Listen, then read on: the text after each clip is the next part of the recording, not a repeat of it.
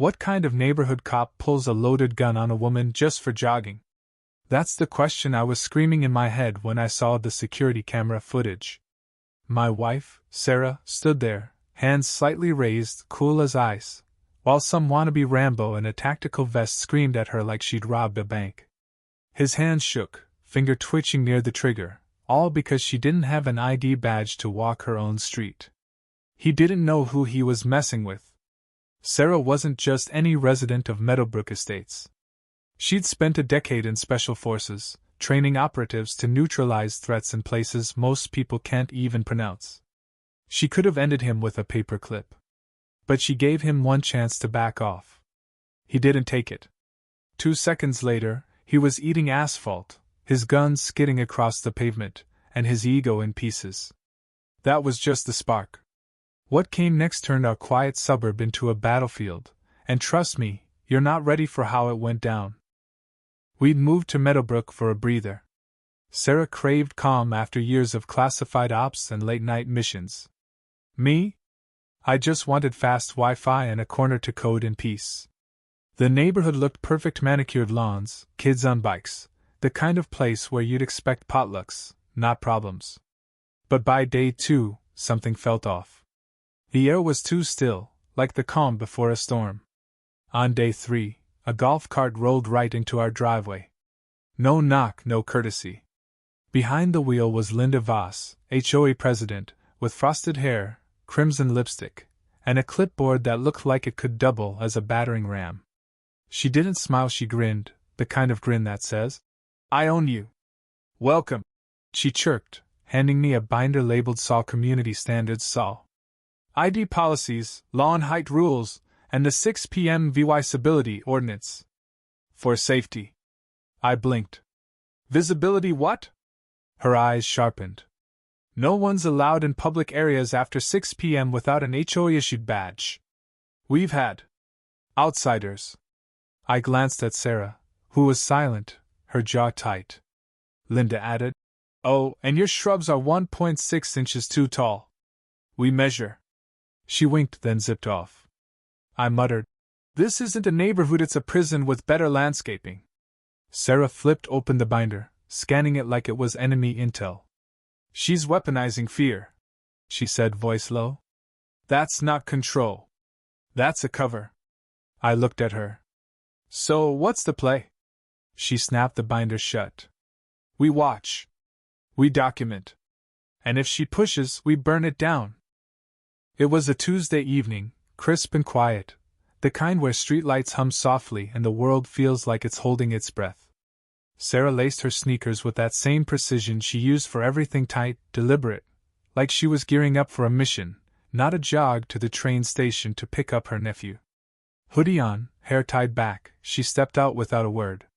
10 minutes later, my phone pinged. Motion alert, front camera. I tapped the screen, expecting a stray cat. Instead, I saw 2 black golf carts, decked out like discount sweat vans, lights flashing blue and white, blocking our street. They buzzed like over-caffeinated hornets. In the middle stood Sarah, calm, grounded, hands up but not submissive. And right in front of her, a guy in a tactical vest, Officer Tate, as his badge screen was yelling, gun aimed at her face. My heart stopped, then roared. I sprinted outside, legs burning, mind racing. By the time I reached them, Sarah hadn't moved. Her eyes were locked on Tate's trigger finger, tracking every twitch. I'd seen that look once, years ago, when she disarmed a sparring partner in half a second. Now it was live. "Show ID!" Tate bellowed, voice cracking. Sarah's response was a blade. "Lower the weapon. You're not a cop." He stepped closer.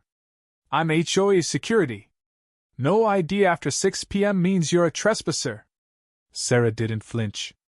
"You're pointing a gun at a resident. That's a felony." Then a shriek cut through the air. "Officer Tate, hold position!" It was Linda, striding across the street, vest glittering with pins, clipboard clutched like a scepter. "She's violating movement protocol," Linda hissed. "You're lucky we don't arrest you," I snapped.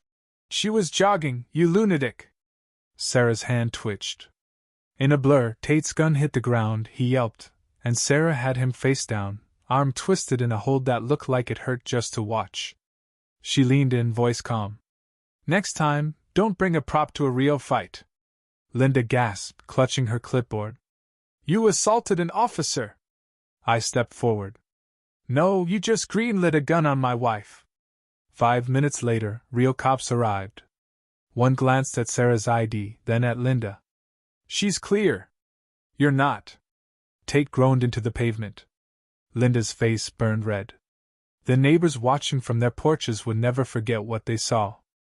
The next morning, a fine arrived due law 254, aggressive posture, and resistance to community law. I stared at the paper. "She disarmed a guy with a gun, and saw aggressive?" Sarah sipped her coffee unfazed.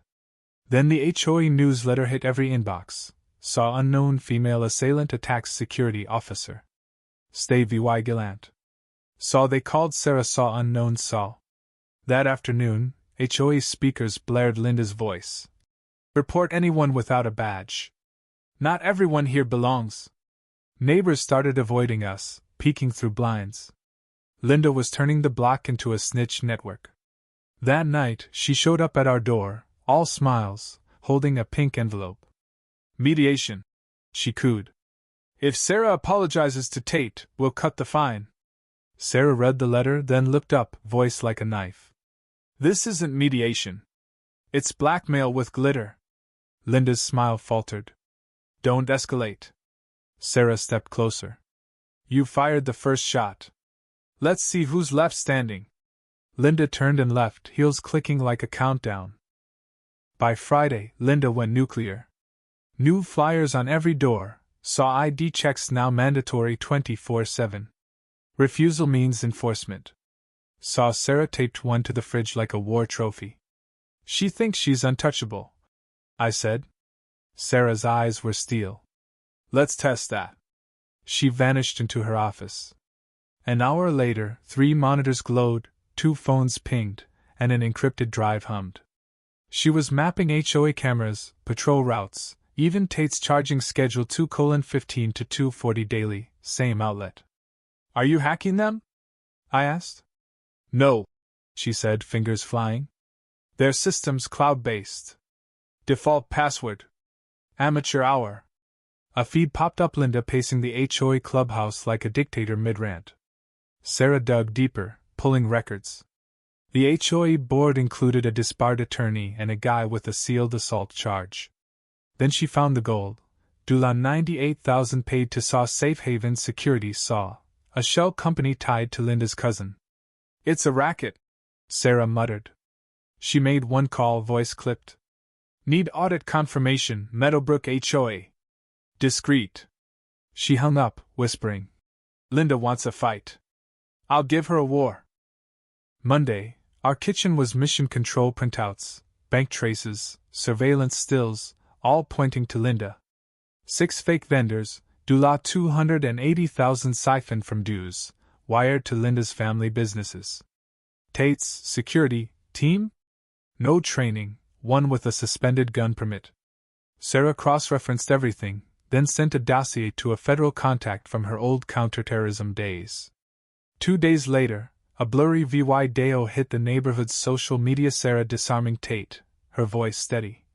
"Lower it for your own safety." It went viral, shared 150 times by nightfall. Neighbors raged online. "This is what my dues pay for." Linda countered with a speaker broadcast. "The video's a deep fake. Stay VY Gallant." Sarah laughed. "Now I'm a cybercriminal?" At the emergency HOA meeting, 3 residents showed up with laptops, one kid flashing financial records on a projector.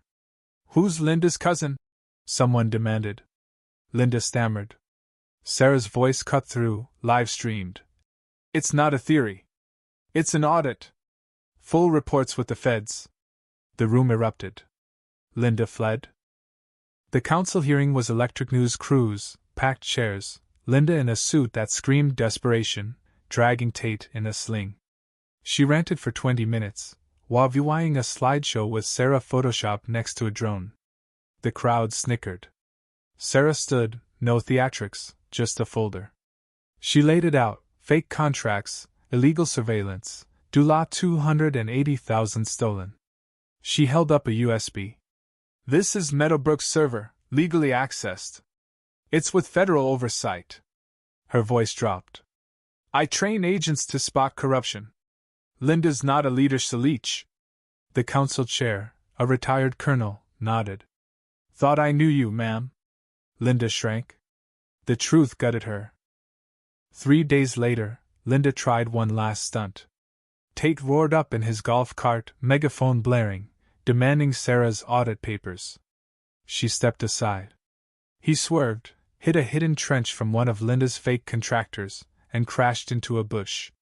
Sarah dropped a protein bar beside him. For the wait. Neighbors laughed, phones out.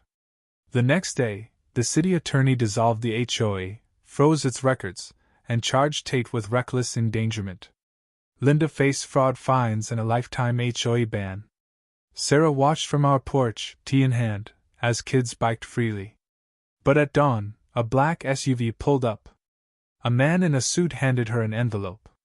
She read it, kissed me, and grabbed her go bag. Linda was practiced, she said. This is the real fight. She walked off, steady as ever. Linda's reign was dead. Sarah's legend was just born.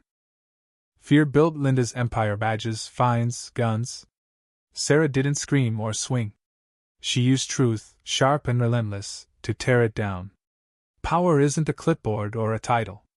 It's the quiet force that stands firm and exposes lies.